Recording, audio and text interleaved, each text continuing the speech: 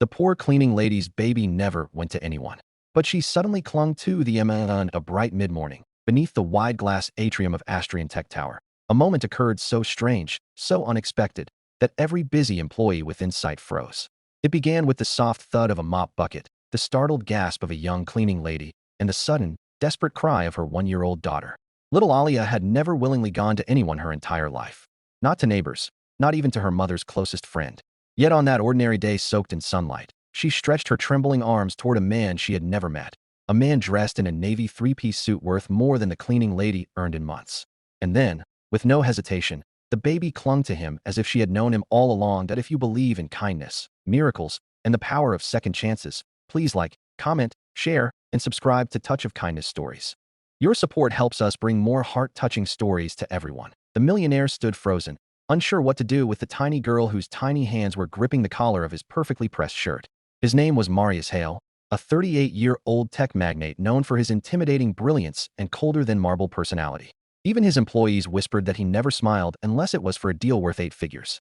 To see him holding a baby, awkwardly, stiffly, almost fearfully, was a scene no one could process. The baby's mother, Safa Mir, rushed forward, her face flushed with embarrassment and fear. She was only 24, thin from too much work and too little rest, and exhaustion glimmered beneath her almond brown eyes. She reached out for her daughter, her voice trembling as she begged Alia to come back, but the child turned her face away and burrowed deeper into Marius's chest, gripping the fabric with all her tiny strength. Safa felt her heart drop into her stomach. This was the CEO of the building, technically, her boss's boss's boss. She had never spoken to him. She wasn't even allowed on the top floors where he worked. And now her baby had latched onto him like he was the only safe person in the world. Everyone stared. Safa felt the heat of humiliation burning up her neck. She apologized over and over, but her voice shook so badly she could barely form the words. She expected him to snap, to yell, to demand security remove her immediately, but he didn't. Marius, who terrified grown adults with a single look, simply looked at the child in his arms.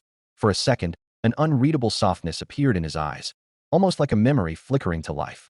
His jaw clenched, and without a word, he gently shifted Alia's weight to hold her more comfortably. That it was the first gentle gesture Safa had seen from him. She finally managed to coax the child away, though Alia cried and stretched her hands back toward the millionaire in a desperate plea neither of them understood. Safa apologized again, her cheeks damp with tears she tried to hide. Marius didn't yell. He didn't threaten. He simply nodded once, his expression tight and unreadable, and walked away. But from that moment onward, nothing in Safa's or Marius's life remained the same. Safa had started working at the tower only 3 months earlier, trying to rebuild her life after fleeing a marriage that had left her bruised emotionally and financially. Her husband had abandoned her while she was pregnant. Her parents had disowned her for marrying him against their wishes. She had no one except her baby, her sweet, quiet child who never warmed up to strangers. Every day, she carried Alia to work because she couldn't afford daycare. And every day, she prayed no one would complain. Some employees judged her, some avoided her, and some whispered behind her back about how pathetic her situation looked. But Safa endured it because she had no choice. Still, nothing hurt as much as the loneliness. She had forgotten what it felt like to talk to someone who actually cared. Meanwhile, unknown to anyone, Marius Hale carried scars of his own. His wife had passed 3 years ago in childbirth, along with the baby boy he had never gotten the chance to meet. Since then, he had buried himself in work so deeply that even grief could not find him easily.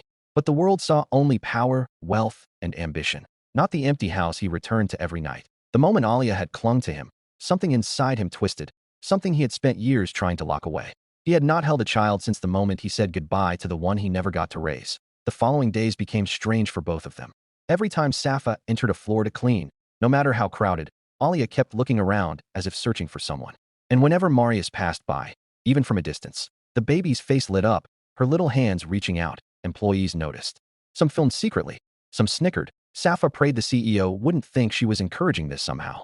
She tried keeping her distance, tried timing her cleaning hours differently, but fate seemed determined to cross their paths again. One afternoon, Alia dropped her small cloth toy near the elevators of the executive floor. Before Safa could bend to pick it up, a tall shadow cast over it. She looked up, startled, only to find Marius holding the plush toy and staring down at her daughter with a complicated expression. Alia reached for him. Again and again, she didn't cry, neither out of fear nor discomfort. Instead, she let out a giggle, a rare happy sound that even Safa didn't hear often. Safa stuttered an apology, stepping backward as if ready to flee. But Marius surprised her. He asked her gently how old Alia was, if she was healthy, and if she needed anything. Inocio had ever spoken to her like a human being. let alone with warmth. She answered quietly, her voice shaky. He listened, truly listened. And then, for the first time since she joined, he said something that made her break inside. You're doing well, he said softly. I can see how much you love her. It was such a simple sentence, but no one had ever said it to her. No one had ever acknowledged her effort, her sacrifices, her sleepless nights.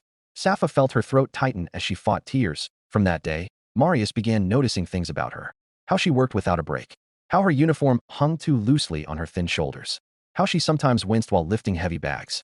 How the baby needed formula she clearly struggled to afford. And slowly, quietly, he began helping that he instructed HR to increase cleaning staff salaries, anonymously. He ordered the building cafeteria to provide free lunch to all cleaning employees, anonymously. He arranged a safe corner in the building with toys and a small mat so Alia could stay there comfortably while Safa worked, anonymously. But babies know hearts better than adults do. Whenever Marius passed nearby, Alia would squeal and reach for him. And while he tried to keep distance, she broke through every wall he put up. One day, while Safa was cleaning a spill in a hallway, Alia toddled away without Safa noticing. Panic struck when Safa realized her child had disappeared.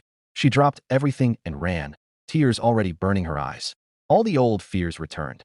Fear of losing the only person she had. Fear of being judged as irresponsible. Fear of reliving abandonment. Her worst thoughts shattered when she turned the corner and saw the scene.